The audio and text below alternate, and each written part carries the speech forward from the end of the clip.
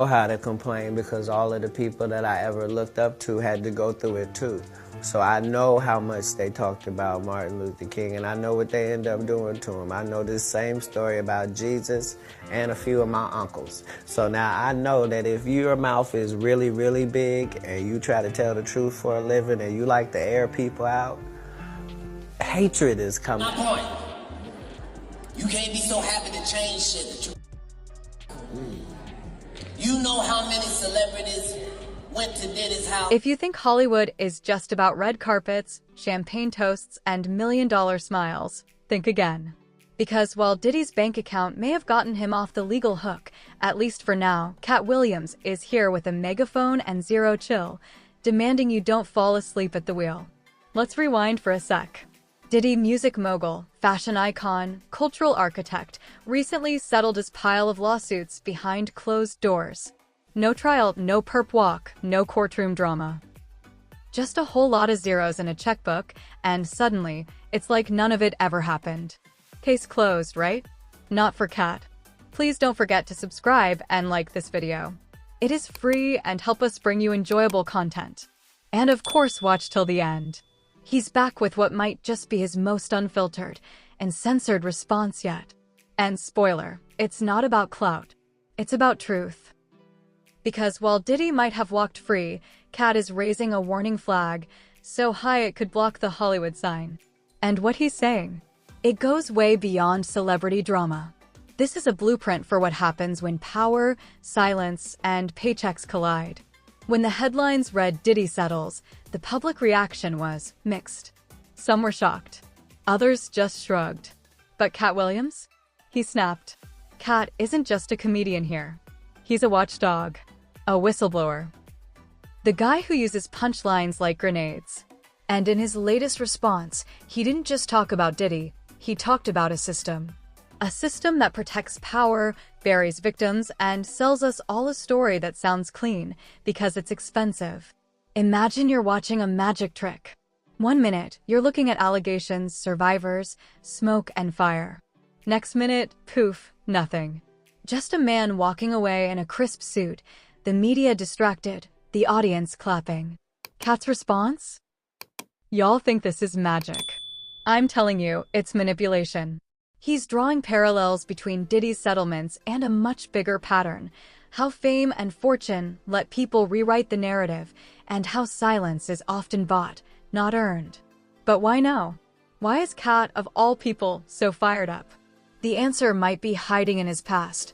If you followed Katt Williams' career, you know it hasn't been smooth sailing. From sold-out arenas to sudden arrests, his journey has been chaotic, controversial, and brutally honest. But there's something different about Katt. He's not here to protect the industry. In fact, he's the guy screaming, "The emperor has no clothes," while everyone else claps politely. He's called out Kevin Hart, Tiffany Haddish, and even Oprah.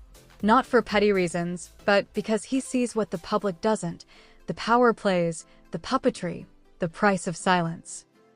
So when Katt watches Diddy walk away from a wave of serious allegations with nothing but a pen and a checkbook, he doesn't see justice.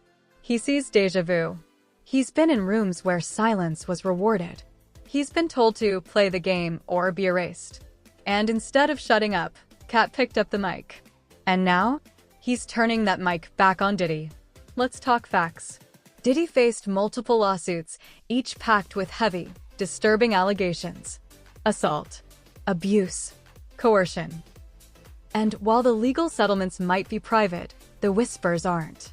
So why are these cases disappearing faster than a bad tweet?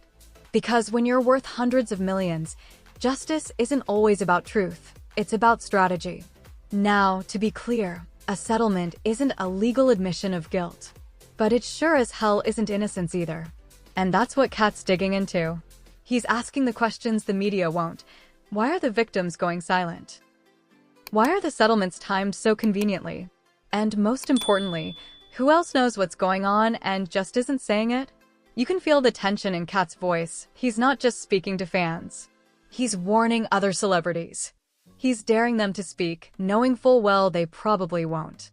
But don't get it twisted. Katt's not here for clout. He's here because if nobody else says it, who will? Katt's words don't just point at Diddy, they rip the curtain off the whole damn stage. Hollywood is a machine. It eats scandals for breakfast and shits out redemption arcs by dinner. One minute you're canceled, the next minute you've got a podcast and a book deal. And the people who really know the secrets? They're either in too deep or too scared to speak. But Katt? He doesn't owe anyone favors. He doesn't go to the Met Gala. He's not getting invited to brunch with execs. That makes him dangerous and free. And that freedom? He's using it to break down the whole facade. He's asking, if Diddy can make this disappear, who else has already done it? Who else is walking around with secrets, protected by status and PR teams? And are we, the audience, just sitting back and letting it happen? It's easy to think this is just another celebrity scandal. But Katt's message is clear. This is bigger than Diddy. Because when money can erase allegations, it sends a dangerous message to every survivor watching. You don't matter if your abuser is rich enough. Katt isn't just calling out Diddy, he's calling out a society that shrugs when rich men get away with it. He's saying, if you care about justice, then you can't look away now. And honestly, he's right. Because this isn't about tabloids. It's about truth. It's about who gets heard, who gets silenced, and who gets paid to disappear. And maybe the scariest part? This might not be the last time we see it happen. Hollywood's dark underbelly, Katt might want to lie low. Nope. He's doubling down.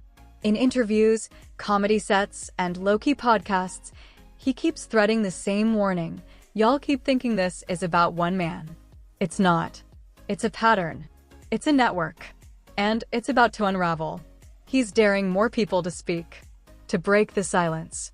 To stop letting the price tag decide the truth. And maybe, just maybe, that's exactly what we need.